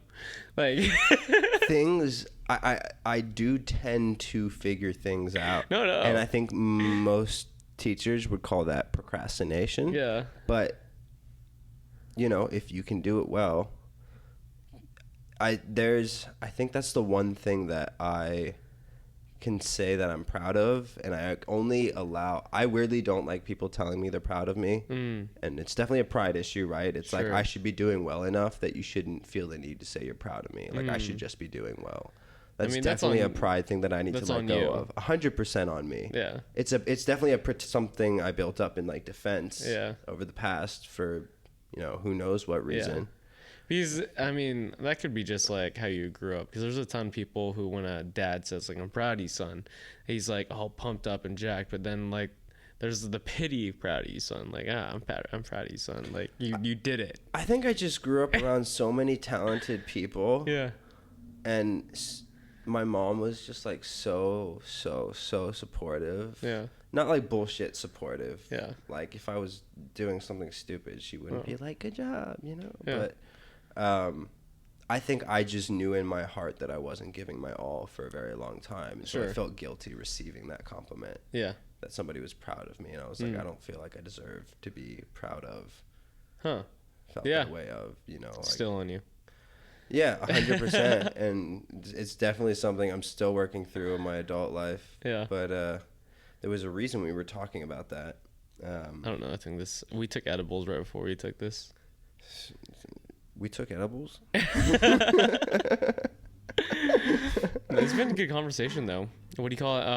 How did you become a life coach? Because, like, did it start with personal training? Fun story. So I was in New York working with this company called Performix. We built a gym for them right around Union Square. And the goal was just not to be profitable, but just to be like a marketing agent to their supplement brand, which is crazy because rent in that area of the city was ridiculous. This is in New York?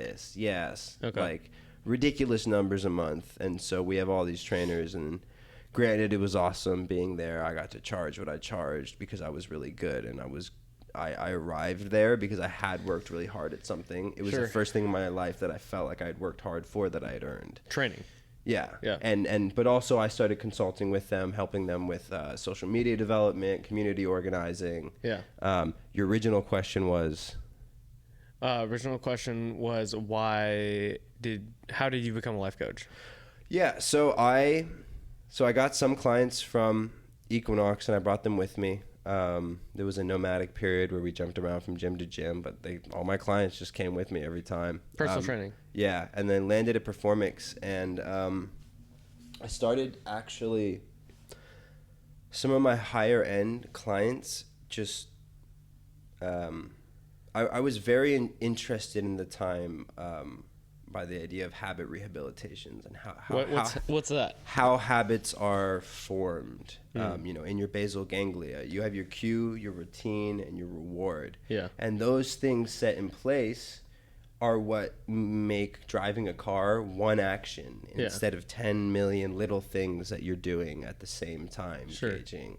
It's a habit means it's coming down to one point. It's one action. Sure.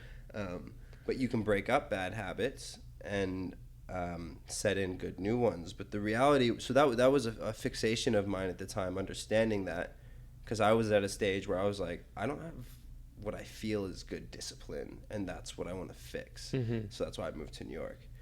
Now, in a lot of conversations with my clients, they really just started asking me to stay for another hour and talk. Wow.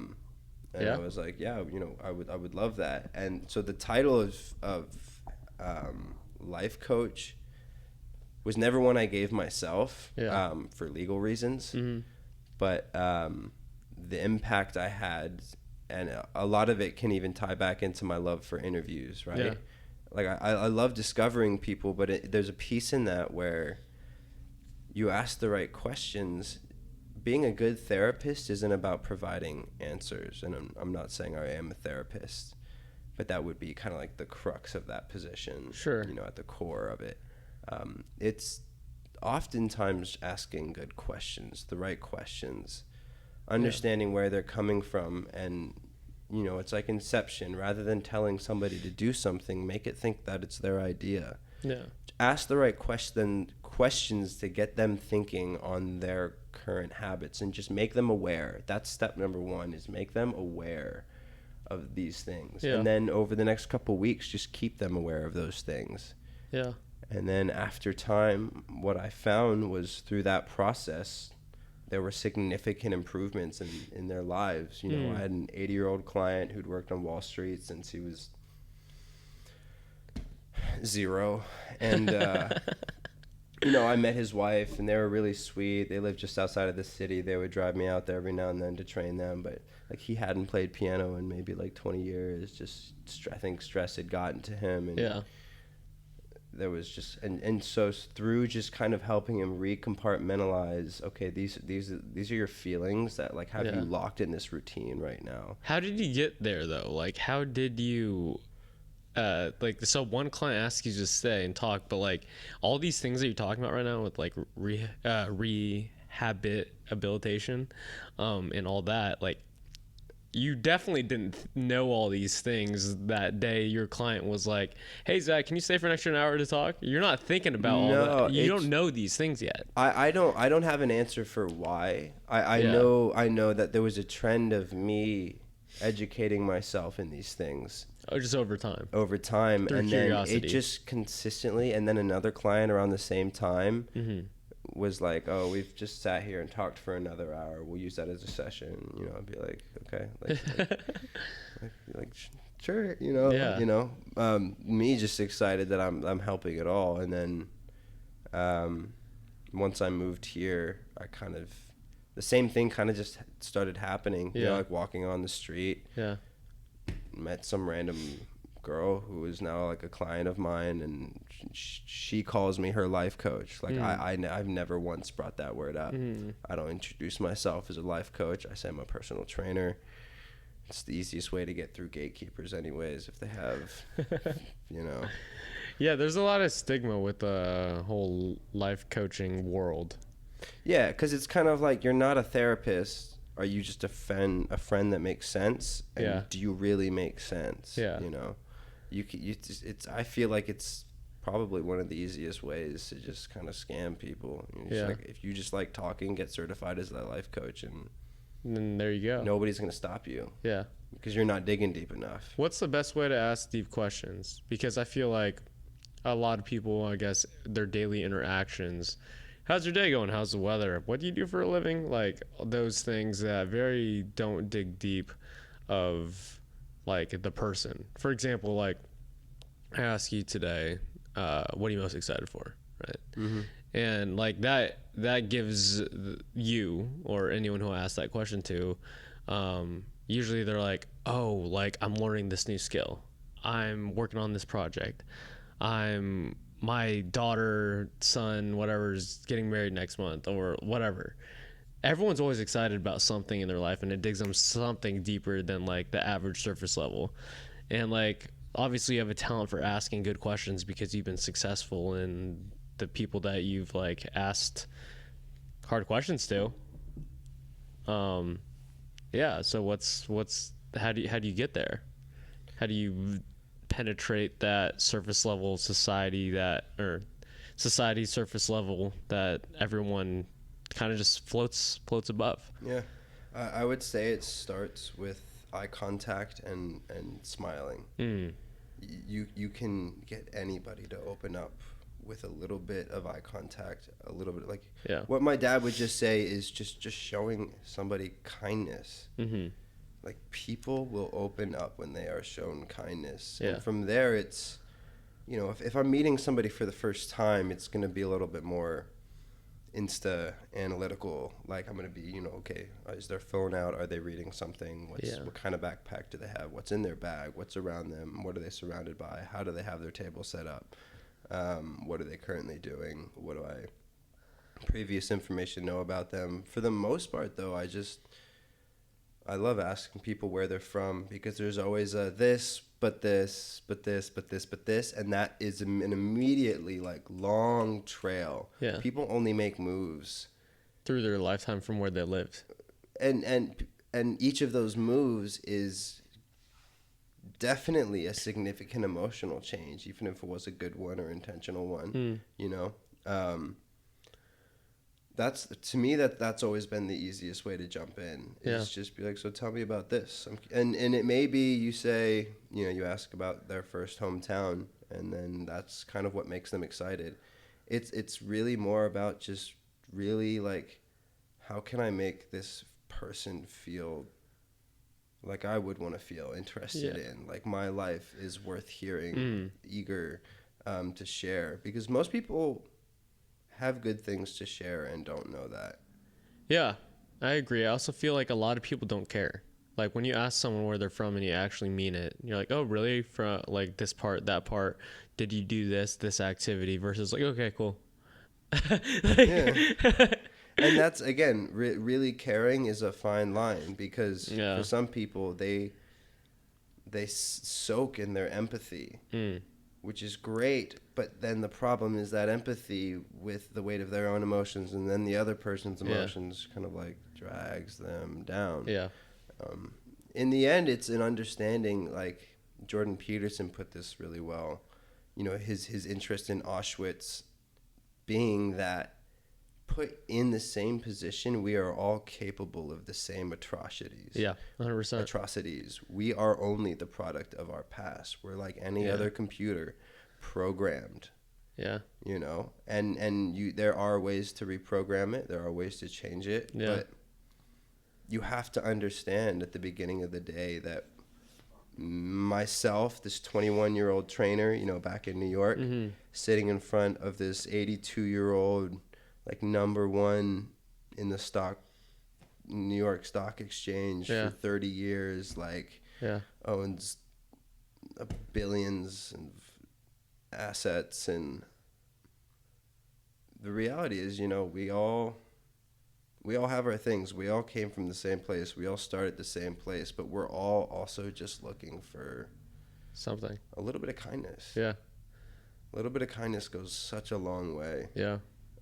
Because your achievements from, like, obviously you and that 80-year-old man, they're like very different, but you probably achieved a lot of things that he hasn't achieved, and from a personal goal setting versus like you're human versus like not outside achievements. Right. I could be wrong, but like it sounds like that, at least my experience too, there's a lot of people who are a lot older than us who don't know who they are, who they want to be, or like they're still searching for that inner direction versus like, oh, like I'm great financially, objectively everything looks great, but I don't really love me for something, you know? Right.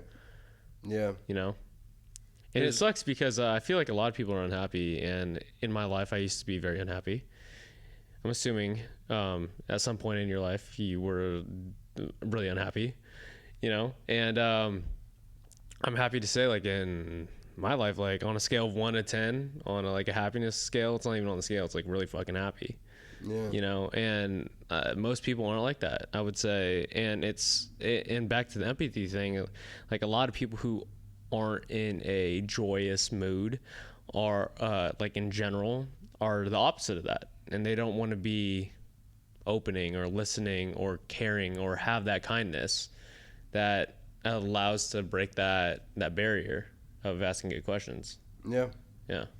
Which sometimes it is just letting people complain their heart out to you, fitting one small question in there and then letting them continue on their path. It's just, do you enjoy it? I do. Because It's over the years, it's been exhausting. Yeah. I've never had more than 5 clients because when I invest in somebody, I want to know who they are. Yeah. And I want to know how to care for them best and what that really is going to look like. How do my habits and my lifestyle intertwine with theirs in a way where there's trust and there is progress being made. Yeah. So, it always varies person to person, but people seem to pick me up off the street for no apparent reason. So That's good, though. It means they heard good things. Heard good things or have never met me and still pick me out. Yeah. That's good, too. Like, I don't know. I feel like like-minded individuals or like people sense each other's energy. Like, I don't know. There's people out there who you're just around. You're like, oh, I kind of don't want to be around you. I don't know why. You seem like a dope person. But there's also people that are like, oh, wow, you seem like a dope person, but I just don't feel your energy. Right. Yeah. That's like a lot of LA is deciphering that, and to be self-aware of like that feeling. A lot of people go to all these like networking events and everything like that, and if you can't spot out like, I guess, the surface level people of LA or the people who have some meaning because in their life, like, I don't think you're gonna enjoy it. Yeah. And it's been hard entering LA in that way. In New York, everybody means business. You're not there unless you have a purpose. Yeah. Here, people have a lot more free time. Yeah. And so That's weird that you say that, because I feel like the only reason why one of the only reasons why I stay in LA is like the hustle culture. Like compared to San Diego or San Francisco, for sure. Compared to New York. I mean, I've never lived in New York. What's the difference? The difference is if you live in New York, you're there to work. Like you live as close to your work as possible. You get up, you think about work, you hang out with the people you work with. Like you're in drive mode. Yeah. You step out into a current that's going, that carries you 8 times faster than you would. Yeah. In the 3 years that I was there, I could never accomplish that much in 8 years anywhere else. Like, you're exaggerating. I just had so much perspective thrown at me. I failed really fucking hard, really fucking quick. Yeah. And then a couple more times, but just kept getting back up and like starting over and starting over and starting over. And then eventually one thing kind of caught fire, and then took a chance on a relationship that back to the relationships, folks. Did not quite work out, but it taught me that I need to be patient with that. That's dope. I mean, that's the next step. Well, what other next steps do you have going on? Like, what do you look forward for, like music? And I just see where that's going. Like, are you a planner? Do you have goals? I mean, that's a great question. I think I've always struggled with setting goals. I don't know if I like setting goals. And there's reasons for that always. When you set a goal, it can make you too, it can put blinders on you. You want this one thing, and then you get it, and you realize. But what if you don't get it? What's the process, right? Yeah. And that's the value. The real value that goals pose, the other value, I should say. They have 2 values. One is you'll get somewhere. Yeah. You have a plan, it's better than no plan. And if that plan doesn't end up succeeding, the pursuit of that plan, okay, well, you had to learn how to do this in order to do this, to get these things together. Yeah. And you were building up to this. That didn't work out, but now that you know all this, you could maybe just lean this way and go this way a little bit. When before you would have still been down here deciding this side, this side, this side, this side. So, it's like anybody says, it's the pursuit of it, but it is kind of a cliche. And so you have to redefine it for yourself. Yeah. What does it really mean to enjoy the process? Yeah. To enjoy the passing of time. Yeah. Stay curious. Always, more recently as my work's gotten more stressful and I've been around more stressful people, it's been less questioning why are they like this, like, oh my gosh, like, Yeah. they're doing this again, like, Sure. it, and more just existing in my own, and both of those things being allowed. How did someone do that though? Because like that's easy for you to say because you've done it and you've done it many times. But to someone who is curious but is like afraid or has never been told to like do that. I will start with this, and that is that one, I am very afraid. Yeah. I wake up afraid. I go to bed afraid. I'm not shaking in terror. Yeah. All day. But when music came into my life and I had something I cared about, Yeah. I was afraid of not being a success, but I'm afraid that I'm not gonna put in the work that it's gonna take for me to create what I know I'm capable of making. And so the fear is in my own. No. You know, It's there. It's me wondering, like, it's me seeing years and years of me telling myself, well, if you just did this, this, and this, Yeah. you would be there. And the reality is, I was right. If I did those few extra things, I would be a few extra spaces ahead. And yet I didn't do them. No. And so I'm in a position where I feel I'm frantically trying to figure out, why am I still trying to play a victim? Well, okay, it's easier to not take the blame. It's easier to say, you did this to me. Yeah. Rather than say, I allowed you to do that to me. You know? Yeah. It's a process that I don't know. I don't think it really ever comes to a full conclusion. But again, you know, if you circle back to just appreciating the process, letting emotions be separate from you. And I don't know that I like the phrasing of that, like letting your emotions be separate, but being able to compartmentalize. Yeah. When I experience emotion, it's a very full body experience. Yeah. When I get anxious, like, I stop breathing and I start to like sweat. Like, it's if I get angry, like, I just get angry. You get really angry. I get angry. My dad has always told me, you know, basically I survive on my highs. Being what he's talking about is, if I'm not super happy, I'm super sad. Yeah. Or super angry. And like, I had this addiction to my like emotional extremes. Sure. But once you learn to compartmentalize those, you know, music is a place for me to find those extremes. Yeah. To place those extremes. And then, you know, the other thing my dad has always told me, he's like, Zach, people are going to be assholes. That's all he said. Yeah. His point was, move on. Yeah. Like it's not your job to fix the world. Nothing you say is going to fix the world. If you can show kindness, show kindness. Otherwise, move on. Yeah. If you're sitting there complaining, you're just feeding them. You're feeding into them. You're like, it's like they hit you with a dart, and now like the dart is sinking deeper and deeper because you're still talking about it. Yeah. I don't remember what your question was, but that was good. I was wondering where you're going with that. No, I was asking like, what's your advice on? Wow, we really went on a tangent there.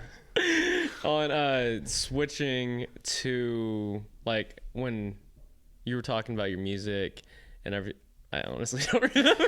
Okay, hold on, ladies and gentlemen. You're going to help us out in the comments below. We were talking about switching from what to what? I don't remember, dude. Dude, patience, Padawan. We got this. Okay, switching, because I remember when you asked the question, you like grabbed your mic, but I don't remember what you said. And then you said first, and then you started talking about that whole process of you're not afraid. Oh, I think you just mentioned me not being afraid, and I'm like, no, bitch, I'm terrified. I'm shaking in my fucking boots all the time. I think that's good advice because, like, what I was asking about was like, what was your advice to someone who is afraid of like going to like pursue like like their curiosities. Yeah, the one thing I will say, and I say this passionately because it's the one thing that I know that I can be proud of. Yeah.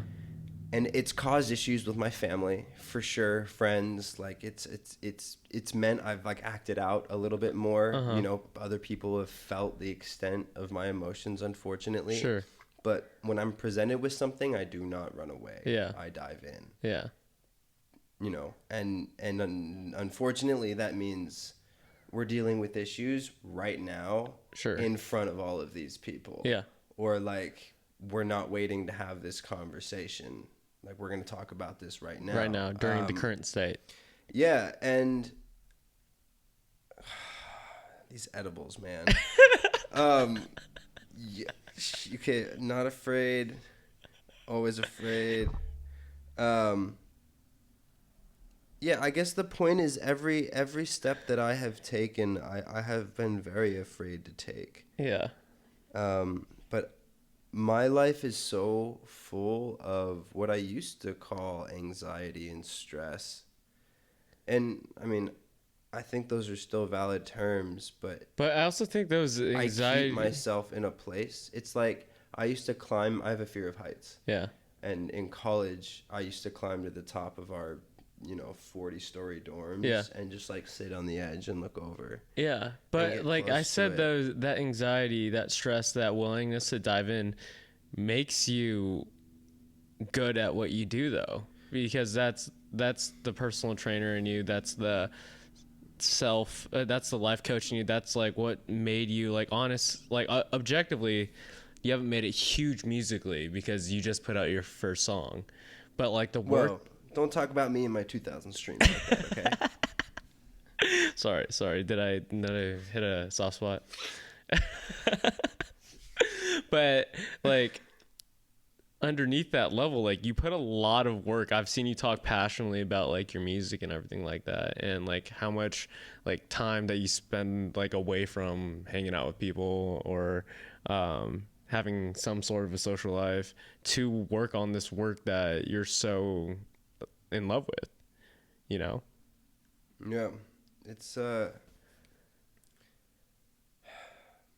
it's my method of coping has been to make being afraid my baseline. Yeah. And so peace does not come easily. I don't know if I would love that.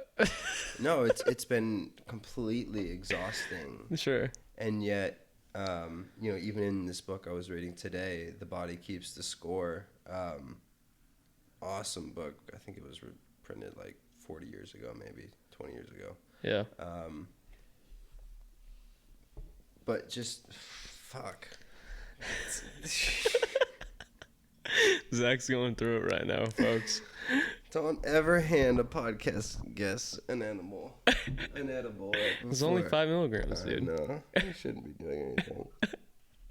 Do you read a lot? I read a lot. I read a lot. I read 27 books last year. So this year my goal is 30. That's dope. Some of them I listen to, like in the car. Others I read. 2020 I read like 47. That was but I've never even read probably 4 books a year before that. I know, right? And all of a sudden I'm like smart, and then I like stop reading books and I like feel less smart. And it's weird. The more you read, like reading, in my opinion, is a superpower because you learn a ton of things about life. If you're reading about your body, your physical, if you're reading about financial, like you'll understand it's perspective, these different aspects of life that have so much effect on you. And then like when you're having a conversation and you realize, I don't know, somewhere in your brain picks up a signal or in a memory of something you read from these books, you're like, hey, I'm like above a level in this conversation right now and in terms of understanding. Right. Yeah, there was a moment right after I dropped out of college, and this is again another one of my motivators to move to New York, where I was like, I'd gotten really good on being like intuitive, but when it, like I if you asked me a question, I could give you an answer and you wouldn't question whether or not it was real. Yeah. Like, I'm good enough at giving an answer that sounds good enough. I also feel like you wouldn't give an answer that's good enough if you don't really believe that you understand what you're saying. Yeah, the problem was I did anyways.